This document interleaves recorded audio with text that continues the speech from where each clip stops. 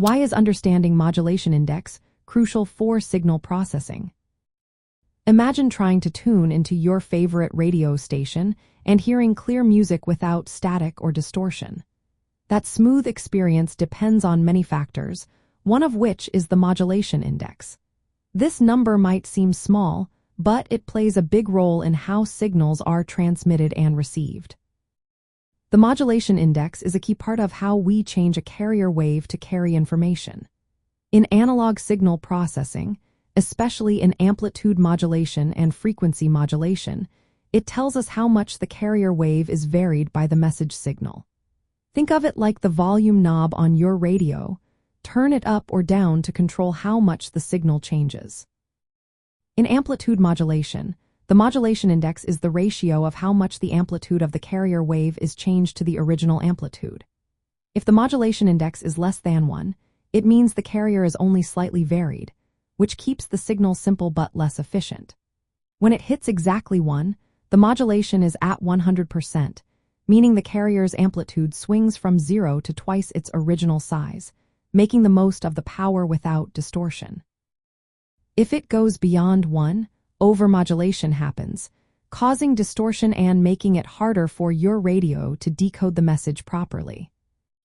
In frequency modulation, the modulation index is the ratio of how much the carrier frequency shifts compared to the original frequency. A small index means narrowband FM, which is good for low bandwidth needs but less resistant to noise. A larger index means wideband FM, which can handle noisy environments better and produce clearer signals, but it uses more bandwidth. Knowing the modulation index helps engineers control signal quality. If the index is too high or too low, signals can become distorted, making it hard for the receiver to understand the message. Proper modulation index settings help avoid this problem, ensuring clear, reliable communication. It also affects how much spectrum space your signal takes up. In FM, a higher modulation index means more bandwidth, which can cause interference if not managed properly. Engineers need to balance this to make sure signals are strong but don't interfere with others.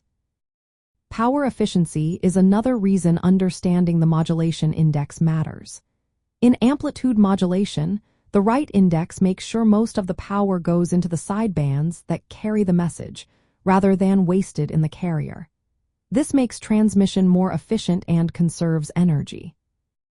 At the receiver end, knowing the modulation index helps in designing demodulation circuits that accurately recover the original message.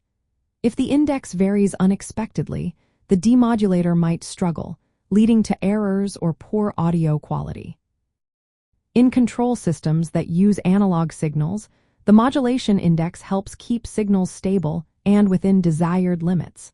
This ensures systems respond correctly and stay within safe operating conditions. In practical terms, radio stations carefully control their modulation indices to keep sound clear and avoid interference. Radar systems also depend on the right modulation index to detect objects accurately. In summary, understanding the modulation index is essential for making sure signals are transmitted clearly, efficiently, and reliably.